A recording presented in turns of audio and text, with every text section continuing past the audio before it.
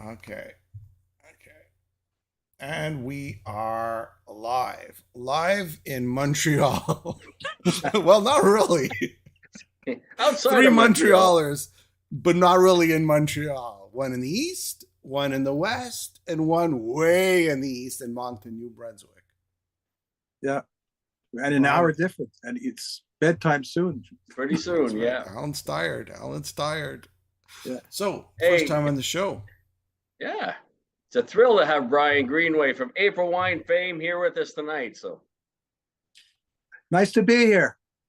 I think, Summertime. That's nice. yes, absolutely. Look at that. St. Lazare, it's all nice and green. The sun's still out at 7:30 Eastern Standard Time. The good news, Brian, you guys are on tour and the shows are just selling out. I I'm love it. like, wow, it's yeah, that's great. what, we're all about promoting things, but no need to promote April Wine. They're sold out everywhere. Well, it's I wanted to get some shows under our belt. I know you asked me to do this earlier in the year, and I said let's get something we can really talk about rather than speculate about. Yeah, yeah. You know what? I think I wore you down. I think I wore you down. Please, no. I wore you down. You got on the show. For me and Alan, when you guys were at your peak, and I mean your real peak, me and Alan were like these youngsters, and and we were following you guys throughout our young years to our teenage years. So it's really a thrill to have the guys, the soundtracks to our lives. Thank you. Thank you very much. Yeah. I It's mean, kind of like like to mine too. I had the pleasure to talk to Brian last summer at one of the blues festivals locally, and it was my first concert ever. Was April Wine, Nature of the Beast with Loverboy opening, and I was lucky enough to have like row F on the floor, like 6 rows from the stage. My first concert ever, and I could never forget that as long as I live. What an event! What a great night! We did 2 nights there, did we? Yeah, it's the second night. The first night sold out, so I got the tickets for the second night. That's how I got such great tickets. So Yeah, it was that was quite the adventure, that doing that, walking out, knowing you're back the next night. You just leave yeah, everything is, and the place was empty. I remember walking down the center aisle on the floor, and looking around, go, wow, what an amazing evening! Now everything's gone, and it'll happen again tomorrow. Brian, were you originally born in Montreal? You were in Ontario, right? And then what age did you come to Montreal? I should ask you. At the tender age of 8, oh, Okay. yeah, I my family divorced, and my parents were originally from Verdun, oh, okay. but Yeah. then they moved to Hawkesbury. My dad got a job up there, and I was born in Hawkesbury. Okay. And Not far away. then we moved back to Côte Saint Luc, and then Montreal West, and then out to Dollard. And boy, we moved, a lot. And growing up in Montreal, the scene was a lot different back then, right? Compared to today. Oh yeah, it was friendly. It was here comes an airplane. Tora, tora, tora. Yeah, that's that fast guy that goes around here heading for St. Lazare International Airport. Could have been one of those big mosquitoes you have over there. They just come down like planes. They are legendary. Uh, Growing up in the city back then, it was different. Montreal West was a small town. I lived in an apartment building across from the Montreal West Town Hall. My grandfather was the caretaker there, Oh, and I went to Montreal West High School, elementary school there, and then I wanted to be a disc jockey, so I was following around the CKGM satellite remote that they had, Yeah. pestering them and all the time. And here's this kid again, and Ralph then the Lockwood. Beatles, Ralph Lockwood. Ralph Lockwood, John Hart, oh geez, Buddy G, just the Coca-Cola Club 98 on CKGM, doing the top 20 countdown on Friday nights. I was like, nothing was better. And the local heroes in Montreal West were JB and the Playboys, with Alan Nichols and Doug West and Billy Hill and Louis Atkins. I remember seeing my friends and I seeing them on Doug West's little, was a Honda 125cc bike. Oh, it's Doug West. It's Doug West. We were just so impressed by all this. Local legends like yourself. Yeah, I wanted to be like them. In high school? High school, Point Claire, John Rennie High School. Wow. I spent, I think, a decade there. Did you repeat? It only felt like a decade. It was 3 years, but it felt like a decade. Oh, it was more than 3. I was terrible. I quit and went back and left again and went back. And finally, in my last year, I joined Mash McCann, and my classes went from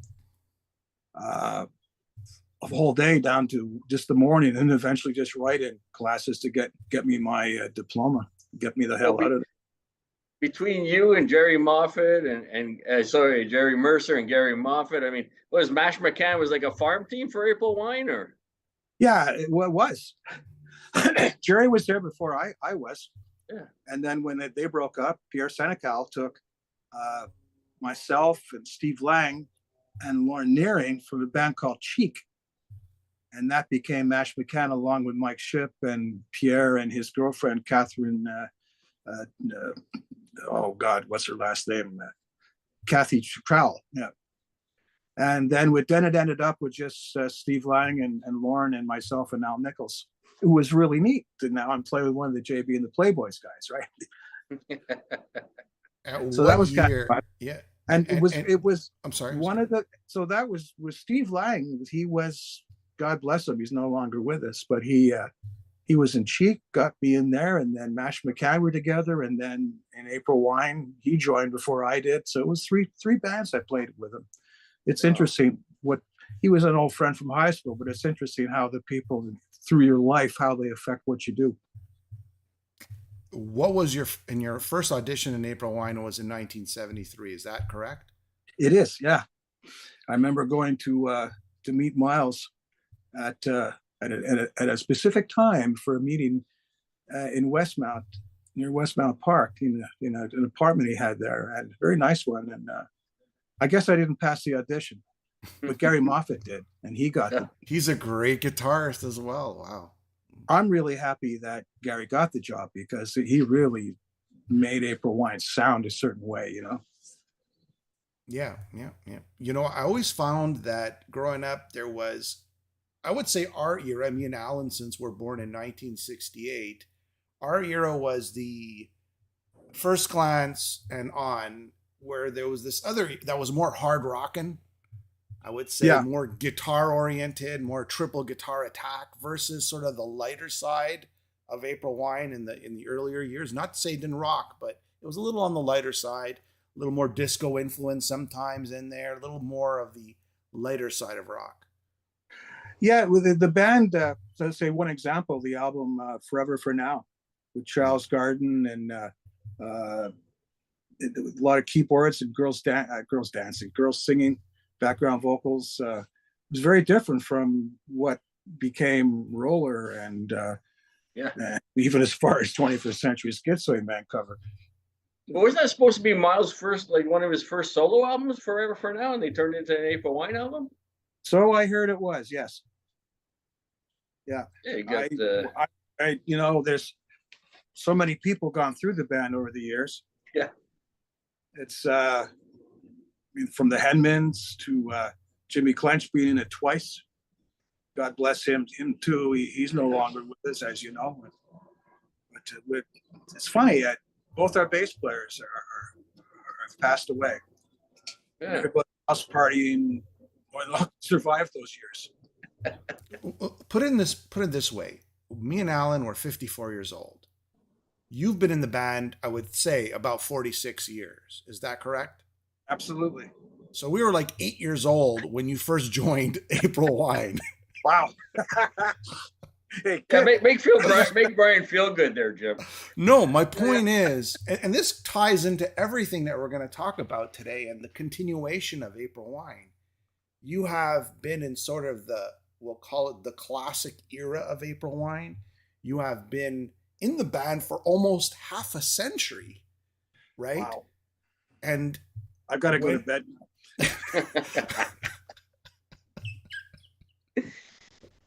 My point is, like the sort of the naysayers are out there, and you know this, right? They're saying, Oh yeah. well, I mean, you can't continue without Miles, right? And we're not sort of belittling Miles here at any, but there is this beauty of the, Gary Moffat, you, Jerry Mercer, Lang. There's this chemistry that you guys had from when you first joined April Wine. That was what, 77, 78? May of 77. What changed at that point in the sound and sort of the dynamics of these musicians getting together? I'm not sure. I mean, some of the press, if you want to believe your own press, says when I joined the band, I gave it a harder edge. But also the songs that Miles was writing at the time had a harder edge to them. And the three of us on guitars, Miles, Gary, and myself, could play completely different styles. So we didn't tread over each other, this guy's good at doing this guy's good at this. And then together we could have the triple guitar threat, as we called it, 3 guitars, no waiting. And then we could use it for, say, one guy would play the verses, another guy would come in with and double it for the chorus, with somebody doing solos. It gave a lot of dynamics to it. And Roller, I mean, that was a global success, right, when that came out. Yeah, we were just about to move to LA because the album wasn't happening, and all of a sudden out of Saginaw, Michigan, it started getting some serious airplay, and they were a reporting station, and all of a sudden Roller started getting some serious numbers in the States, courtesy of Mike Diamond in Detroit, with Capitol Records pushing it and getting it going. The ball started to roll there, and once it started, it was hang on for 3 years. Miles, in his autobiography, Just Between Me and You, it's a great book, but just a question, where Aquarius Records, he left a bit of a sour taste because they just couldn't break that US market. Did you feel the same way at the time or even now? Well, Aquarius was signed it was just Canada. We were signed with Aquarius in Canada, but in the United States it was Capitol Records. In Europe, it was EMI, England, and Europe. So we had different teams of people that we didn't know working on behalf of us to get the record going in every place we went to. But Aquarius was just Canada. So, and Terry Flood, who was the head of Aquarius, was also April Wine's manager. No conflict there, No, not at all, though. This triple guitar attack. I remember being a young lad at the time and saying, 3 guitars? What, is 2 guitars not enough? I mean, No. it was sort of what differentiated you guys, right? And there wasn't a lot of that, with the exception of 38 Special, what was later on, I believe. And 3 guitars was not a commonality in most bands. Did you think it was overkill at the time or not?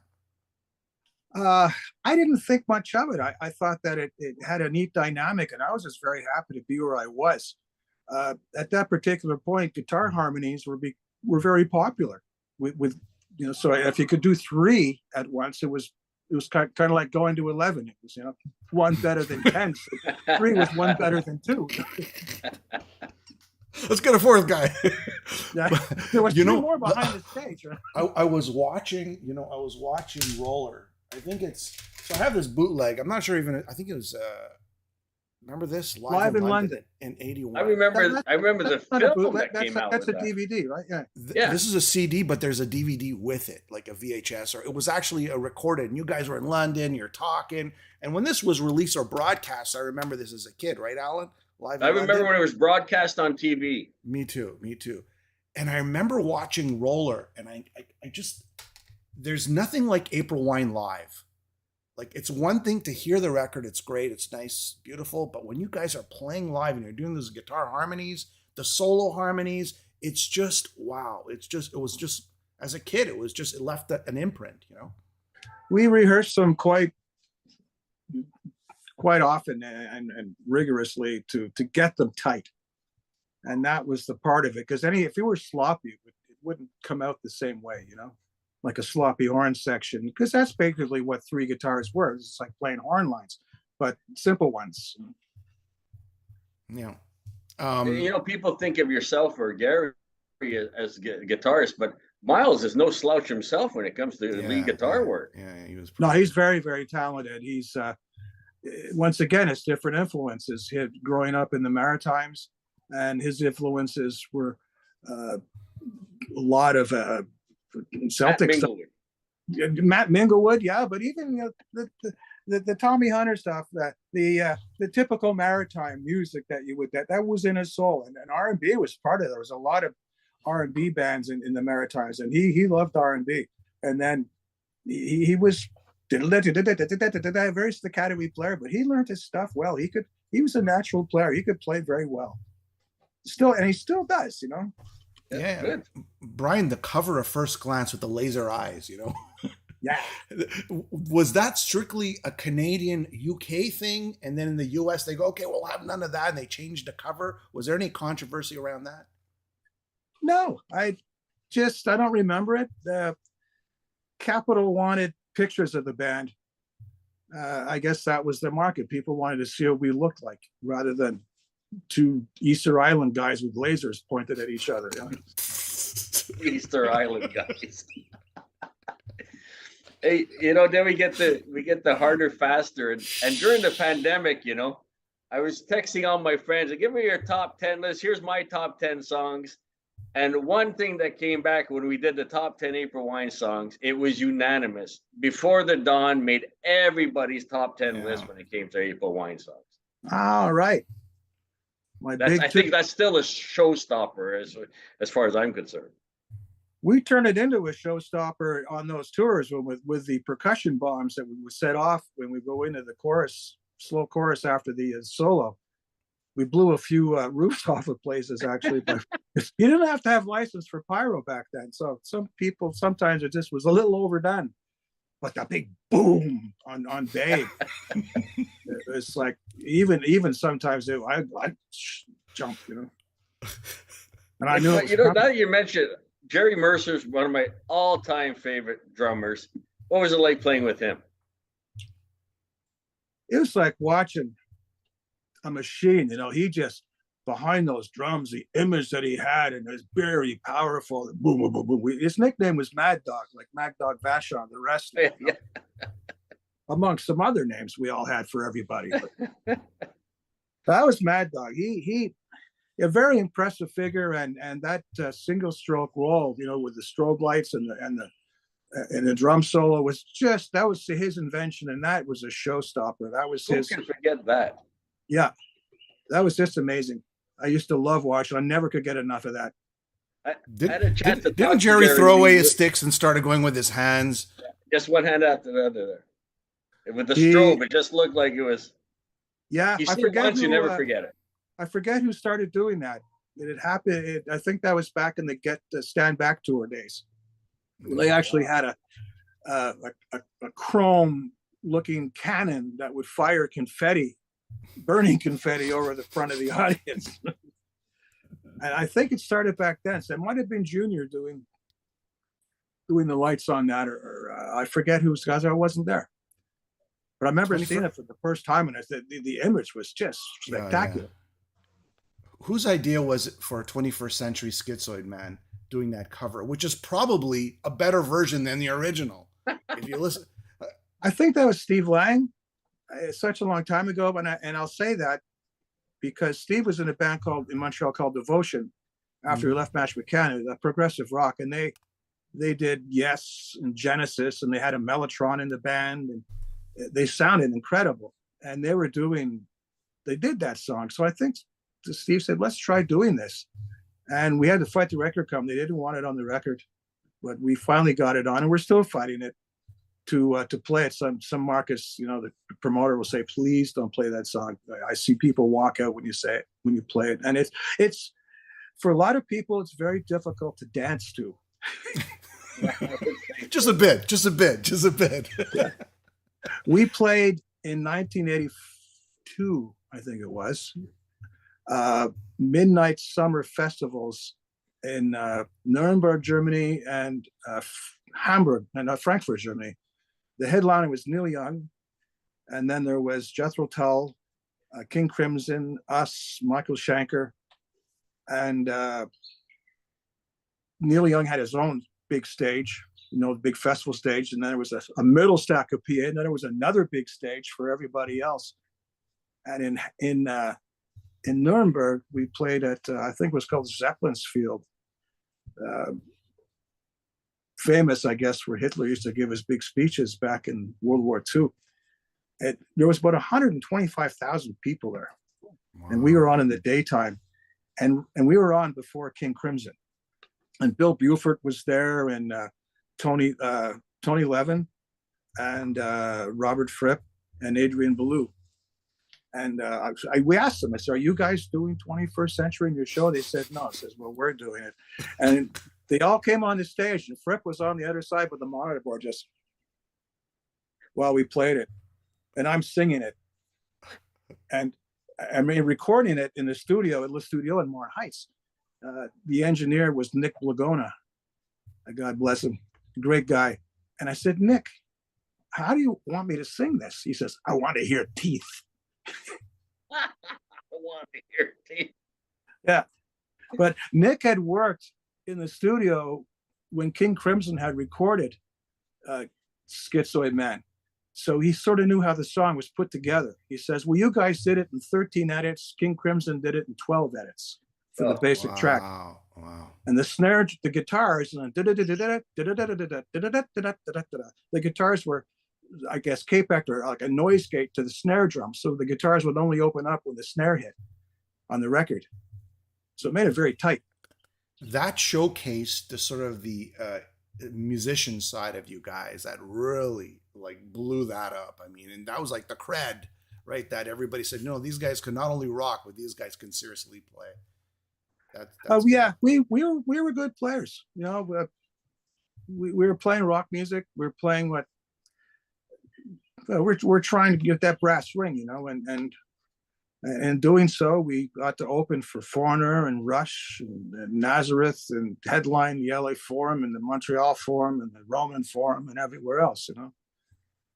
I guess it was Permanent Waves, right? You opened up for Rush. Oh, it might have been. Yeah. I heard it every night for 3 months.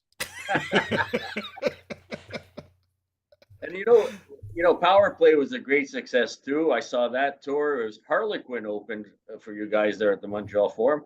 And that's something you go out of your way to do to promote the Canadian bands as opening acts? Back then, yes, we would do that. And or like one time we had Johnny Winter open for us there. That was a bit of a coup. Mm-hmm. I said, "Wow, Johnny Winter opening for us." That he's an icon. Yeah, definitely. And I didn't meet him. At least that I remember. I didn't meet him because I don't like to meet people I really like in case I'm disappointed. Don't meet your heroes. And then the success. I mean, were you expecting the success on Harder Faster? Because I think that went gold in the U.S. Now you've cracked the U.S. market in a sense, or you're getting in there, right? Yeah, the second album went on sell more based on the first one, First Glance, and the same thing happened with Nature of the Beast. It was that boom, boom, boom. Because that's when this kicked in. I remember when Nature of the Beast came out, then you had Live in London, and then it just went off into the UK. Right now, you're hitting the markets in the UK as well, right? Yeah, we did London. We did a lot of towns, I guess all the big cities. I remember we were driving around in a bus. I remember playing in Newcastle. I think it was City Hall. Geordie Land, our lighting director, was from ex-Pink Floyd. We're from Newcastle, and I remember going too close to the front of the stage, and some kids in the front grabbed my shoes and untied them, and detuned my guitar while I was trying to play Rockstar. Oh, the punters got me. I mean, that's still one of my favorite album covers to this day, Nature of the Beast. We're a far cry from those feet on the first album, right? Here he is. Yeah. Look at us. Here we go. And who was that? Was that you or was that Miles? Who was that? That was a model. Oh, okay. The Beast. Yeah, with a tiger's head like resting on his shoulder. Okay. That we got from a taxidermist, I guess, from Tarzan Lefebvre. And the picture was taken that way with him posing with the tiger head there. Yeah. And the guitar. Was Jerry there, or was that just a fill-in? That was a fill-in. I mean, well, not a fill-in. I think that was a photograph superimposed over it. Now you cut and paste, but it might have been a set of drums. I wasn't there for the session. It just came out. Well, Bob Lem would do the artwork. That picture was taken after. Who's that young fella? Who's that young fella right there? Yeah, that was taken after too many Baileys, waiting for everybody to think they look good in the picture. On the corner of Sherbrooke and Guy Street in a photography studio. Yeah, you look like you're about to. You're pretty much ready to go home at that point. We were. Yeah. Okay, it's done. You know what I loved about when I was a kid, and I used to open this up. You got the poster? Where's the poster? Well, no, there's no poster on this one. Yes, I think it's Harder, Faster. No, there's no poster. But they had, like, when you're looking at the lyrics, right? They also, at the top of it, if you remember this or not, Brian, they said, first solo by, I don't know, Gary Moffat, then, Brian. And each song, they would pinpoint, or they would explain to you, or you'd know who does the solo. Then you have Sign of the Gypsy Queen, with that sort of famous muted sort of, slow solo that you've done, which is sort of iconic to this day. No, thank you. Tell us about that. Remember fighting Miles to get that solo. I wanted to do it. I said, I want to do that solo. Okay. And he said, okay, we'll see. And as I was doing it, Mike Stone was the producer at that time. And Miles would come in and out of the studio just to bother us, just to listen, just with plastic grapes hanging out of his pockets and a martini in his hand. Just to say, it doesn't sound that good yet. I think you could do so we better. kicked him out. So we kicked him out, and we did that solo. We worked on it. I'm a spontaneous soloist. I don't plan on what I'm going to do before I go in. I have sort of a starting point, and I'll just see what comes out of me. Just the instant spontaneity. Have it just come out of my heart, my hands, and then try to repeat it because you blew one note. Well, I mean, that iconic, like that kind of muted last note that you got it perfectly. What are there, harmonic little note there at the end, on that solo. Yeah, sometimes they just accidentally happen in the studio. That's right. That's right. Yeah. Off of that album, we would call that fairy dust. Off of that album, go ahead. Sorry, Alex. One of my favorite deep tracks of April Wine on that album is One More Time. I just can't get enough of that song. The way there's the break and then the drums and it goes back into One More Time. And it's such a good feel-good song. You ever play that live? It's been years. We did it when the album first came out, but not since then. No. Also, a lot of people don't know that Sign of the Gypsy Queen, which at the time I thought it was an original by April Wine. It was actually a cover, right? Yeah. And a lot of people don't know that because April Wine does such a great job with it. I mean, whose idea was it? Was that Miles? I think it was Miles, right? Who I think so. We were, April Wine always had some success with covers of other songs that might have been a local hit or a hit in one country, but not another. It had a lot of potential. Like Could Have Been a Lady was Hot Chocolate. Bad Side of the Moon, Elton John. And If You See K. If You See K, Tell Her I Love Her. Yeah. F-U-C-K. Yeah. There, I said though. You know what? I remember the Power Play tour, and Miles is like, "Yeah, we got a little bit of trouble for this song," and and I was so young at the time, I didn't realize what the letters or what the words what the words spelled out in letters. And what controversy? It's a great song. They're playing it on Show'em all over the place, and then years later, like, okay, I got it. Yeah, it was a clever way of the writer getting to say the F word on radio. It was a very clever way. I was like Alan. I was like, what? But then I was going, yeah, this is cool. Wow, that's really cool, right? Yeah. Steve was dead set against it. He says, if this becomes a hit, I'm going to be miffed because I don't want to be the band that their popularity is based on the fuck song. Were you like at that point? We're talking about, the Nature of the Beast is probably the peak of all peaks, right? globally? Or were Yeah. you like, so was it a pleasant surprise? Did you see it coming, or you didn't see it coming at all? You're blindsided by it? Well, we were always hoping, right? Yeah, of course. And when it started happening, you, wow, because there's so many disappointments in this business where you're promised, yeah, this is the best album, we're going to put so much money into it, and then nothing happens. So there's a lot of luck involved. It's kind of like the Pink Floyd song, everybody's got to put it together and become a team. All the different reps in every city, and back then you Have a visited. cigar. Yeah, back then you visited radio stations and you saw the DJ, and there was a lot of gifts, I think, exchanged by record people to radio stations or disc jockeys in the day. They came up with a word for it back in the 60s. They called it payola, but I don't know what it was called in the 70s. I think it was just Yeah, it was called sniff, exactly.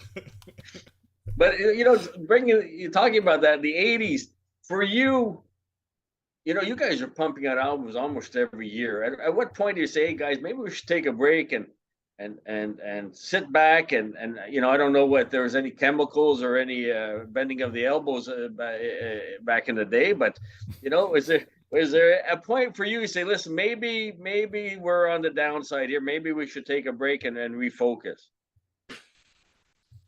The record company kept on pressing, okay, we got to follow up this one, we got to follow it up. So in between being home, we'd record. And then Nature of the Beast, we actually took a lot of time off to go into the studio. And we went to England to do it at the Manor Studios, just outside Oxford, England, which was owned by, what's his face? Virgin, yeah, Richard Branson. Yeah, that's what I thought. And he would come up there and go fly fishing in the big pond that he made there and stocked with fish. And Miles and him would actually go fly fishing together on his property. It was 3 of the longest months I've ever spent, because it was like a 14th century castle or manor home been added onto in this little tiny town of Chipton-on-Cherwell, about 8 miles outside Oxford. And the band didn't have any cars. So once we got there, we stayed there. Jerry took a bicycle, and every day he would go pedal to a golf course and play golf and then pedal back again. There was a go-kart track on the studio property, and I would race around there until I flipped one on top of me and had to go to the hospital. And then that was banned, I guess. And there was a little pub down the canal, those little canals with the longboats, but it would close at 9 o'clock at night. And back home, I was just going out at 9 o'clock at night. So it's being the age I was, and I found it rather boring. Now I probably love it and explore the area more. But when you're young and focused on one thing, it's hard to be introduced to something else. How did that compare to recording? Okay, you did List Studio Power Play, you did Harder Faster, you did First Glance. How did that compare to the north of Montreal, where so many iconic albums, the Rush albums, Queensrÿche albums, so many iconic albums were recorded there? That is in the woods. I pilgrim there every year, Brian, and I just see nothing now. But I go, breathe in the air, swat a couple of mosquitoes, and I go back home. So how does that compare? Well, it wasn't far from home, right? Yeah. So everything felt normal. You didn't feel like you were in a foreign country. Everything was what you expect. You had friends you could go visit. You could go back home if you weren't recording. There was a band house we stayed in there, and that was encouraged, I guess, because we get up every morning, and we're spoiled because they had a cook in the band house. It was a very nice house. Yeah, very nice. And we'd start, and then around 7 o'clock at night, we'd say, okay, we're going for dinner, and we'd pile in the cars and go to Saint Sever and have an expensive steak dinner with a lot of bottles of wine, and which that was the end of the day for us. And and repeat the next day. You couldn't do that it was more serious in England. We were there to do a job, and everything was different there. Like the rooms were cold. They didn't have heat. they gave you a little bucket of coal to put in your coal fireplace to keep warm. And Mrs. P would make tea for you in the morning instead of coffee. And it was very, very British and very small town. I would appreciate it now, but back then I said, good God, give me a nice hotel and a limo to go out with afterwards, you know. Now I'd love it. Yeah. Now you live it, right? You live it now. I'm still at home though, right? Yeah. All right. So let's fast forward to April Wine today. There's sort of a lot of, and this is the original question at the beginning. Okay, so Miles has decided that he's part of the band, but he's not going to be touring with the band. You want to clarify what's going on there? Absolutely true. Okay. He's given his blessing. He's given it his blessing. He wanted to get off the road for years. He hates playing and traveling. He's got some health problems. Yeah. As he would say on stage, you know, he's got diabetes, and recently they found out he had a type of diabetes. I think it's called brittle, but your numbers are always moving. No matter how you try to treat it with insulin or diet, they're always moving. So you're going up and down and on a roller coaster. And when, you know, just imagine the mood swings and the worries about traveling and delayed flights. Do I have food with me? And, you know, stuck in an airplane or a car for hours and hours when you don't feel good. Or even on stage, you start to go places. We say, okay, make sure he's got orange juice or something. Otherwise, he used to say, I'll start singing Trooper songs. Then, I like that. I wish he could have done that sometime.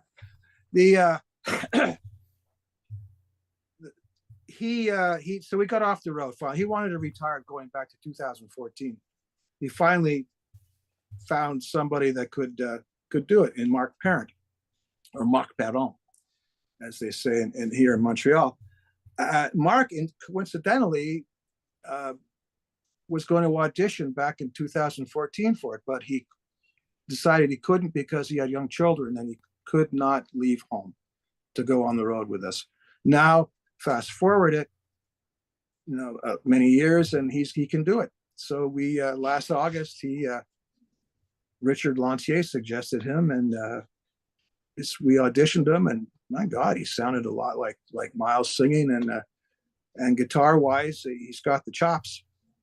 And learning, I sat down with him at his house last summer for into the fall for 2 or 3 months, 2 days a week, every week for that time, and we'd go over the songs and practice the guitar solos and the lines, and I would show him the little ins and outs of the songs where they're not so simple as they sound sometimes. We had the expression, "Oh, that's the same but different, isn't it?" Yes, it is. You know, just a little feel that makes the song different. So you can't cut and paste like they can do today. And he had this uncanny ability of sitting down and learning very difficult solos, like from Crash and Burn, and Miles' solo, and having them sound just like the record. I would say, oh my God, this is going to be fun. So we rehearsed for 8 months, and I was left to sort of be the band leader. And in Mark learning the songs, we discovered that we had let the arrangements slide a little bit over the years. So we weren't exactly playing the record the way it was. So we decided, let's take it back to how the record sounded, because that's what people expect to hear when they go to hear a band. I know I do. And so we rehearsed it that way, and we became very, very tight. And I said, let's over-rehearse so we just know it in our sleep. So when we get on that stage, we won't freak out. And we even had a dress rehearsal at Basement Studios in Montreal for 3 days, where we set up like we were on stage, and it's stage volume. Not the moves, we just concentrated on the music. And when we got on stage, all of a sudden this chemistry started happening, running around stage and having fun, and everybody's smiling and having a great time. And chemistry took over. You know what happens then? It's just you're having a good time. And it showed in the audience. We were tight, and we're having fun, and people are smiling. Hey, it's not the same band I saw last time. You know, it's amazing. Like I was, and I know what you're going to say, Alan. I was sort of saying, oh man, Miles is gone. Like everyone, right? Like, it's the heart and soul. Miles has been there from the beginning. But then I saw some video clips of you guys. And you know what? Mark Parent, he's got this enthusiasm when he plays. And everything you're saying right now, and I go, you know what? This could work. This could work. And the songs just take over. The songs take over, and you could see you guys are really well rehearsed. And I could see why the shows are being sold out, because there's a hunger, of course, for April Wine. But you guys, if you suck, the shows wouldn't be sold out like this. You guys are spot on. And you know what? I was pretty impressed with those live recordings. Thank you. I've seen, and that was just YouTube, right, and Facebook. Yeah, the case is. That was just but lucky that a fellow in the Arcada Theater in St. Charles outside Chicago put that out on YouTube, and people started responding to it. And then fans from Canada, Marco came down and saw the band, and Bill Haddis saw the band and started posting. And people that were saying no in the beginning, nobody could defend what it became. Now there's the proof's in the pudding, as you say. Yeah. I know I cut you off, Alan. Go ahead. The reincarnation, when you guys did the Attitude launch, and you had Steve Seagal on guitar. I mean, you tend to reinvent yourselves, and that was, again, people were looking forward. You guys were back. You had a new album out, and the fans have been with you for decades now, and it's nice to see that they're still supporting you. I think that the playlist, the songbook of April Wine is one that will survive time, and people still want to hear it, no matter who's playing it, as long as it still projects that memory to them when they're hearing it and at the show that they want it to feel and hear. Then it's going to work, and that's what we try for, because you're playing to them, and people always say, it's just my childhood growing up, like you both said tonight. Yeah. Or this was my summer. This was it, and it means all the same for me too. Except I'm in it, not watching it. And it's a give and take with the audience. And just if you're having fun with them, they see it and they give back. And in the shows have been that way. I reinvented myself by accident. Mark didn't want to take his expensive guitars on the road anymore because the horrors of flying these days.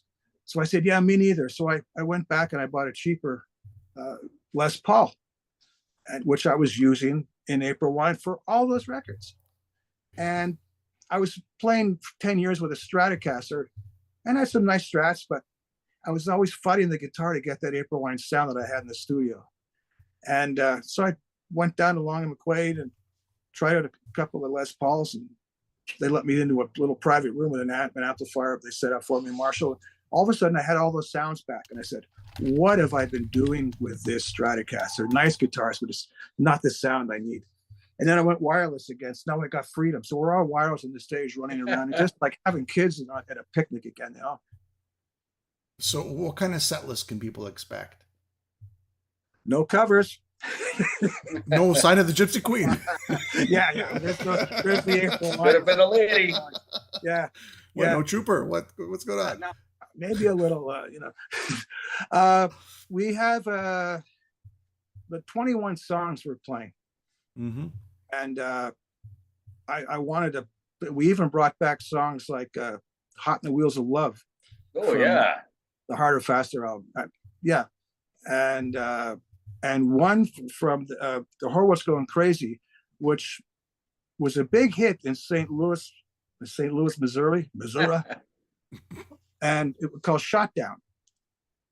And we had a request from some of the bookers in the States, buyers, if we were going to play Shot Down. And I decided we're going to learn that song. And so we learned it, and it's going over great. So, and we're jumping quickly from song to song. There's an energy that goes through the show, and we just wanted to keep it going, just not stopping, because our shows had gotten to the point where we play a song, take a drink, a little talking.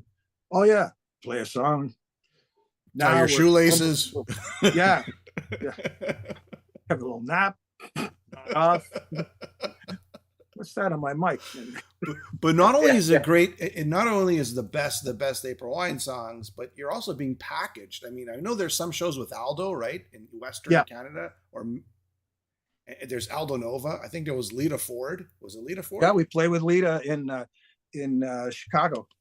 So there's like some great packages happening too as you're touring across North America, correct?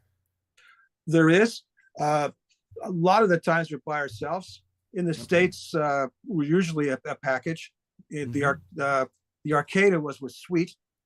Lita was in Manistee, the Manistee, Michigan, which is just north of Grand Rapids, which is north of blah, blah, on the lake. It's a nice big casino on the lake, but they took forever to get there. If they don't pay us to play, they pay us to travel. What about? Go, Alan. I just want to know who are the other members in the band? You mentioned Mark, and who are the other members? Well, on bass for the past, now is it 12 or 14 years, is Richard Lantier. He's from Prévost, Quebec, just north of Montreal by Saint-Sever. He also plays in a band, a tribute band to called Premier Ciel, which does all of harmonium songs. And I've been to their shows, and they do it well. It's such a treat because the audience really gets into it.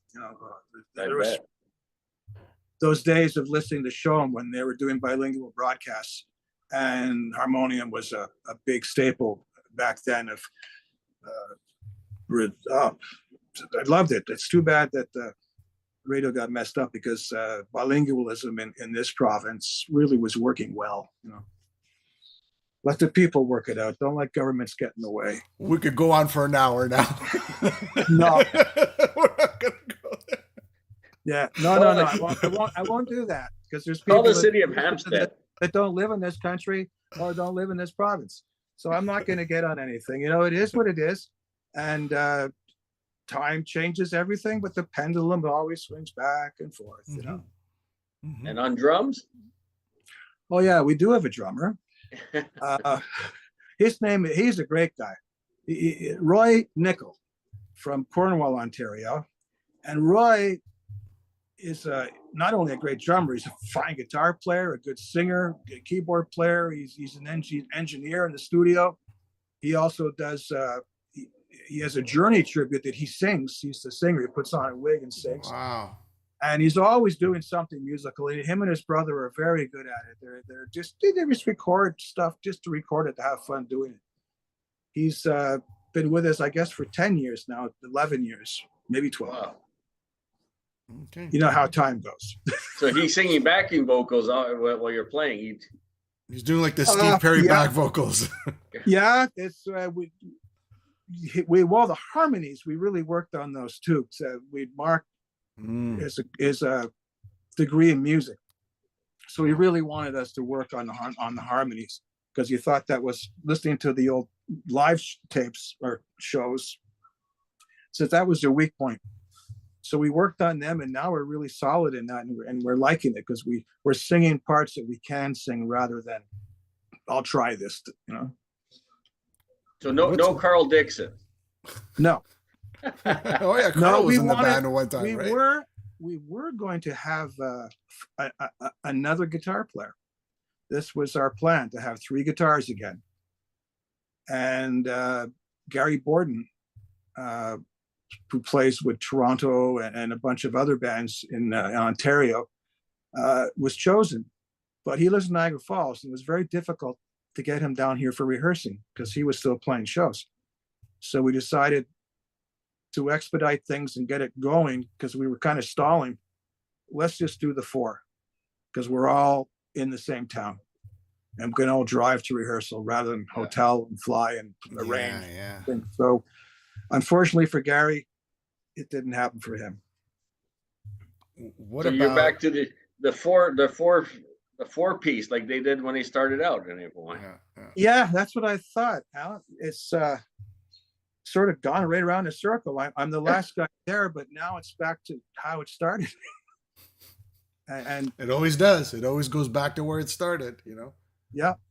What I about guess. okay, so you got this new band, new lineup, more or less. Is there new music in the future that's going to be stamped April Wine? Is Miles going to sing on it, or is it Mark going to sing on it, or together? I don't know. We were working on a track in March, just after Miles's last show in Truro. We stayed a few days and went to Halifax and went into the studio and put down drums, bass, and guitar for a new song. And I don't know what's happened to it. I guess because we've been busy. And Mark, I think, would be singing on it. Okay. So what's Miles's role? He's just kind of giving the approvals on what you can and he thinks is the right decision, or is he managing? He's a magnanimous soothsayer. He's the godfather. Yeah. He's just sitting there, in his chair and just going like this, cracking his knuckles. He's trying to step back at this point, and he was guiding us and this and that, and he handed the reins to me. He says, on our last show, he says, Brian, I'm handing the reins over to you. I said, well, thank you. But he's still taking care of all the business and improving the show. So he's still very much involved in what we're doing, just not how we're doing it, I guess, on stage. He left that to us. All right. I mean, I said it years ago, you listen to guys like Elton John or Billy Joel, and Miles is right there with them. These guys know how to write a hit. Miles Goodwin is up there with anybody else in Canada or even worldwide. I mean, he's a great hit writer. Yeah, he just got into the Songwriters Hall of Fame in Canada. Oh, good. I thought, and congratulations to him for doing that. But I try writing and I just get stalled, but he can write lyrics and have them make sense and have people like them, where I find myself having to explain my lyrics. You know what? Growing up with April Wine, not only did you guys were a professional, solid band like no other band, like all the other big bands. Yep. But we also said, these guys are from Montreal, or at least most of them are from Montreal, right? They lived in Montreal, so there was also that sort of the proud to that they come from the same city that we come from, and now they're on the big stages and they're the big hits, and so there was another layer to that sort of where it's like your favorite hockey team, just winning the Stanley Cup kind of thing, right? It was, and it was interesting being in the band at that time with friends or people I knew, because we were doing very well. So there were people that were maybe a little jealous of that, and then they'd see you and April fucking Wine, man. And although sometimes April fucking Wine, it would be a guy grabbing his nuts and April fucking Wine, I love you. Yeah. That's when you're in St. Leonard, that's what happens. Yeah, in St. Leonard. Yeah, it actually happened to me. My wife worked at Air Canada, and we went up there, and her boss came up to me, Joey, and said, April fucking Wine. And another lady once in New Brunswick says, April Wine, back. Yeah. That's when swearing is fun, because it comes from the heart. That's right. Hey, so I saw you with the Serious Business at Club Soda, that tour you did. John McHale, I believe, was on the great John McHale. May he rest in peace as well. What else you have going on? What's happening besides April Wine and Brian Greenway's in life? I put together a blues band before COVID, and probably on 2015, and I had Gary Moffat in the band for a little while until he had a problem with his hand. It's got something called Viking's disease, where the little finger wouldn't retract all the way, which makes it difficult to play on the guitar, And he found it only bothered him when he would play electric and playing solos. If he just played acoustic and just took it easy, it wouldn't bother him at all. So he said, I'm sorry, but I have to leave. And we're playing just Chicago and British blues. A great harp player, Craig Miller, originally from Chicago, living in Alexandria, Ontario, and Mark Higdon on drums and Lloyd Dallaire on bass. And with Gary, the five of us, we were playing just music we loved, and it would sound good. We rehearsed hard and just had a lot of fun with it. And then COVID hit and we didn't play. A lot of places closed. We played Point Claire last September, I guess. And you closed with Could Have Been a Lady. I did, yeah, we did. Yeah. Cover. Yeah. Well, we would call it classic American and British blues served with a touch of wine. There you go. Here's a question from, does Brian remember Susan Daly, my cousin who worked for Donald K. Donald? Absolutely, yes. Okay. I know Sue. I saw her, last time I saw her was at Calistoga when they were open, when I played there in my little solo acoustic act. And she was saying, sound sucks. I know, thanks, Sue. But it wasn't my sound system. But I remember Sue, yeah. She was a woman of no filters, and I always loved to hear what she had to say.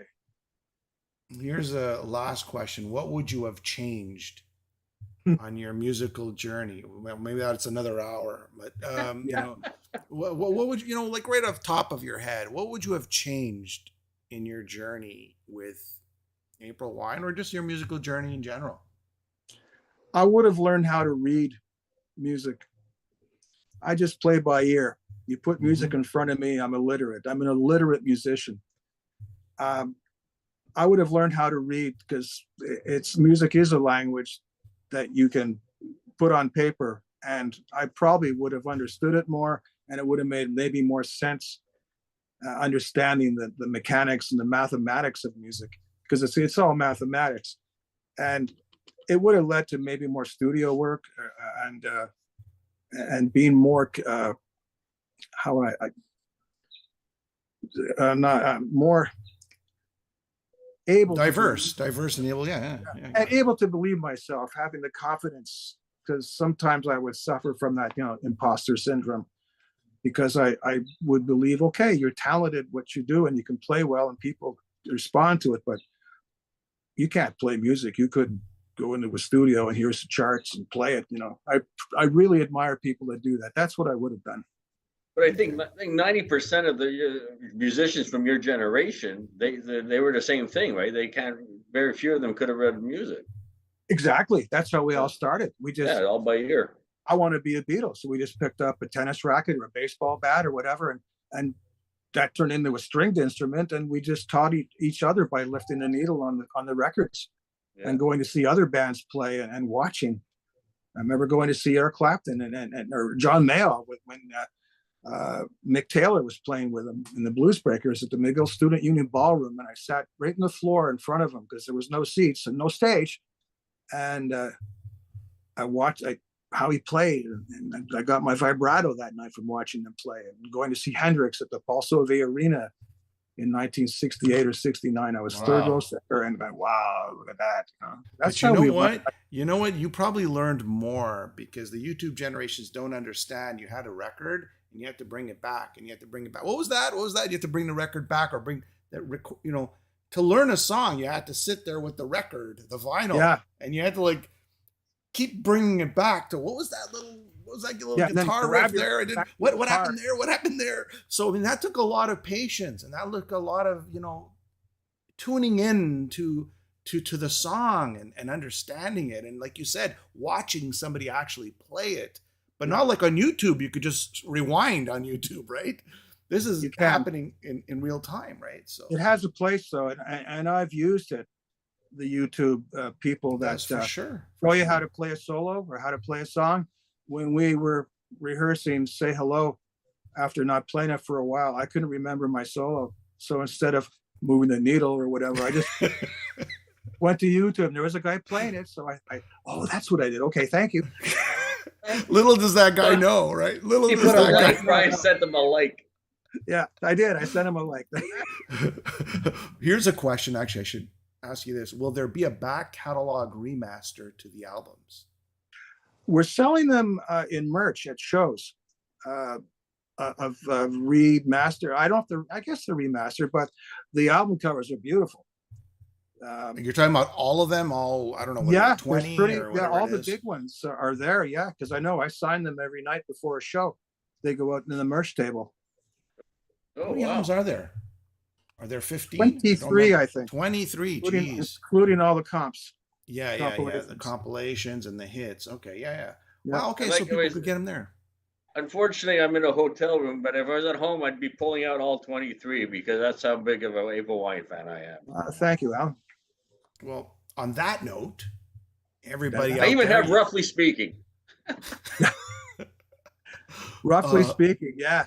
Is there anything else you like to add, Brian? Oh, I just like to say I'm so happy to be doing this still, at my age. We're happy you're on the show. Yeah. Don't ask me to get up. During COVID, all I did was sit in the basement and practice. And I really honed my, the talent, and did a couple of acoustic shows for 3 months on Saturday nights. And I felt that I really got my playing a lot better. Now I want to go out and play that every night on stage, and having so much fun doing it. And I'm so happy that the audiences and the fans are accepting this new lineup the way it is, because it's longevity for the songs, because once the band's gone, the songs are gone. And that'll be a shame, because people still love to hear them. Mark Perrault says, he's texted in, such an honor, dreams come true for me, guys. So I guess I look at Mark like me and Alan, like if we joined April Wine, you know what I mean? Yeah, the enthusiasm. Well, you wouldn't want that. I mean? You wouldn't want that, but I'm just saying, if we could actually play, then that's the enthusiasm we'd have on stage, right? So that's what I'm getting at. Mark already had a taste of success when he was in a band called 8 Seconds. They were from Elmer, Quebec, in Ottawa area, and they had a hit in the 80s, I think, I'll Kiss You Where It's Dangerous, or When It's Dangerous. Okay. Oh. And they were on tour with Wang Chung and other bands from the 80s. And they had a hit in Canada with it. So he's so happy to be back on the big stages again. He's a terrific guy, and he blends in perfectly, and he adds a lot to the band. And him and I became friends the first time we met each other. Well, you know what? I know the Montreal show is sold out, but you know what? There's a lot more shows coming up all across the United States and Canada too. I mean, go check April Wine out if you want to bring back the good old memories. That's where they're at. And next year we're Cruise. The Cruise. Rock Cruise with oh yes, Patriani and Queensryche. Queensryche, yep. And there's a whole bunch of them. I know. Boy, there's a lot. I just saw that poster of the Monsters of Rock, and yeah, you're on it. That's amazing. Yeah, that's great. It'll be our second cruise. They're a lot of fun. Good. And on that note, you know what? We congrats again.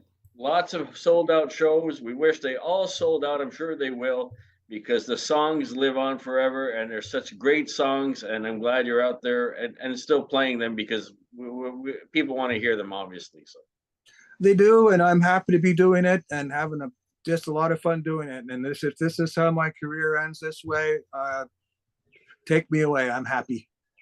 All right. And on that note, Brian, good luck. And you know what? We're not going to see you in Montreal, but I think I'm going to go to the Ottawa show, which is happening in October. As you're spinning around to Ottawa, you're coming back there. We are, yeah. Well, thank you, Jimmy. Thank you, Alan. It's really nice chatting with you. Yeah. Yep. It's an honor, Brian.